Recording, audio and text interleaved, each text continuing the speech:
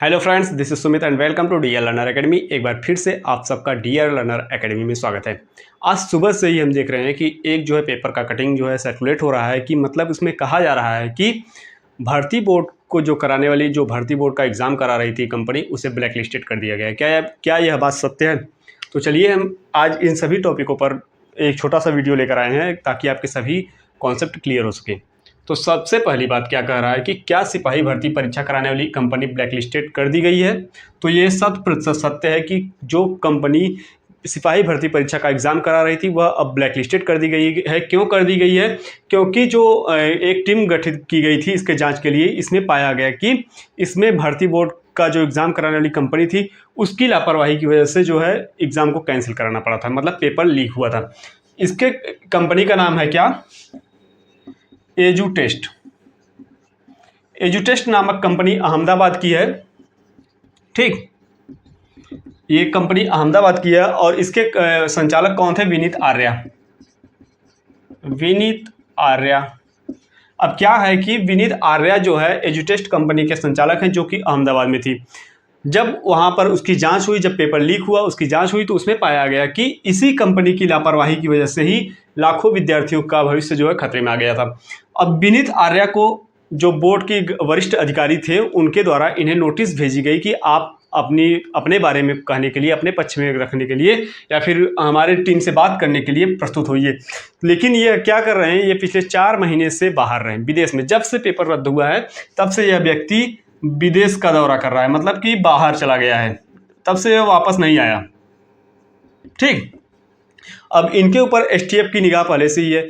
ये जब भी बाहर भारत आएंगे तब इन्हें उठाया जाएगा। और यहाँ पर माननीय मुख्यमंत्री जी द्वारा इस कंपनी को पूर्ण रूप से बैन कर दिया गया है, यानी ब्लैक लिस्टेड कर दिया गया है। अब यह कंपनी स्टेट लेवल के किसी भी एग्जाम को जो है नहीं कराएगी।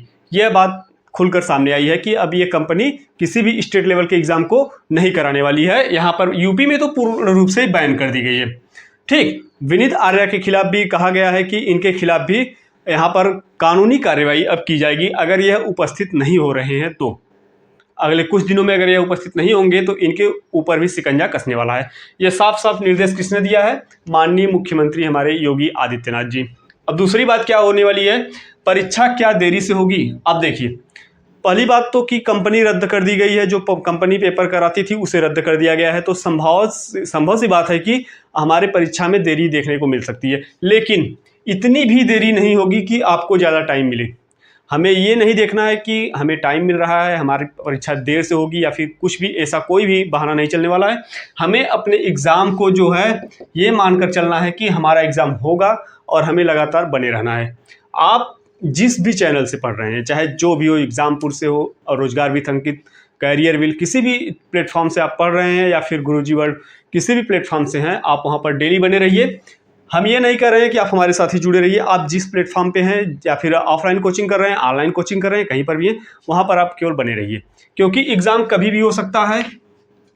दूसरी बात क्या कह रहा है कि अब क्या करें, मतलब अब तो कंपनी ब्लैक लिस्टेड हुई है तो ये हमारी जिम्मेदारी नहीं है, ये अब बोर्ड डिसाइड करेगा कि अब आगे किस कंपनी को टेंडर दिया जाए जो कि सफलतापूर्वक यानी सही तरीके से ये भर्ती को करा सके। ठीक, भर्ती के पेपर को करा सके। तो यह हमारा काम नहीं है, ये वरिष्ठ अधिकारी जो होंगे भर्ती बोर्ड के, वह तय करेंगे कि अब किस कंपनी को नियुक्त करना है। अब देखिए, अभी सबके मन में ये आ गया होगा कि भर्ती का जो कंपनी थी, जो भर्ती करा रही थी कंपनी, उसको रद्द कर दिया गया है तो हमें बहुत ज़्यादा टाइम मिलेगा। कितने बच्चे तो इस आश्वासन में आ जाएंगे कि अब हमारे पास टाइम ही टाइम है, क्योंकि भर्ती जो प्रक्रिया है वह काफ़ी लंबी चलेगी।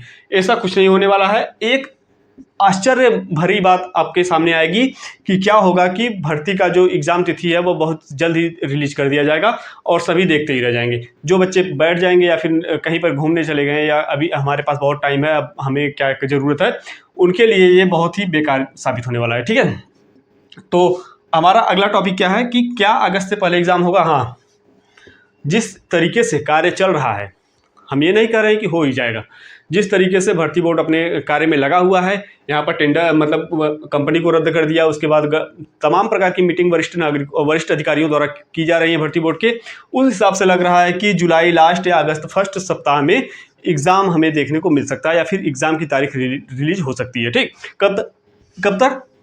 जुलाई लास्ट या अगस्त फर्स्ट, जुलाई लास्ट या अगस्त फर्स्ट तक हमें यूपी पुलिस का एग्ज़ाम देखने को मिल सकता है।